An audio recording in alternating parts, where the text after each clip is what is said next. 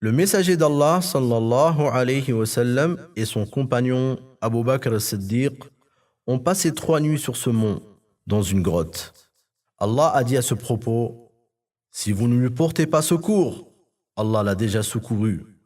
Lorsque ceux qui avaient mécru l'avaient banni, deuxième de deux, quand ils étaient dans la grotte et qu'il disait à son compagnon: ne t'afflige pas, car Allah est avec nous. Allah fit alors descendre sur lui sa sérénité et le soutien de soldats que vous ne voyez pas. Sourate At-Tawbah, verset 40. La hauteur du mont est de 728 mètres. Il est constitué de roches en granit très dur et comporte des pentes abruptes. Il est arrivé que des visiteurs fassent des chutes provoquant des blessures lourdes à cause des fissures et des pentes abruptes. On ne peut accéder à la grotte qu'avec grande difficulté après une marche d'au moins de 2 heures. Gravir le mont et visiter la grotte ne font pas partie des rites du pèlerinage ou de la Umrah. Le prophète sallallahu alayhi wa sallam ne l'a pas visité pendant son pèlerinage ni sa Umrah.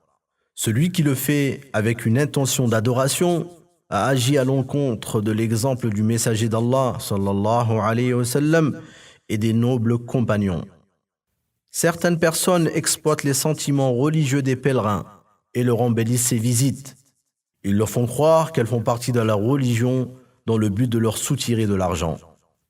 Le musulman ne voue un culte exclusif qu'à Allah seul et ne cherche pas à obtenir la bénédiction en touchant des pierres ou de la terre, ni en jetant des cheveux, des ongles, des photos ou autres, en croyant que ces choses lui procurent un bénéfice auprès d'Allah. Tous ces actes sont interdits car ils poussent le cœur à s'accrocher à autre qu'Allah. La présidence du comité de la recommandation du bien et de l'interdiction du mal souhaite que vos œuvres soient agréées, vos efforts récompensés et vos péchés pardonnés.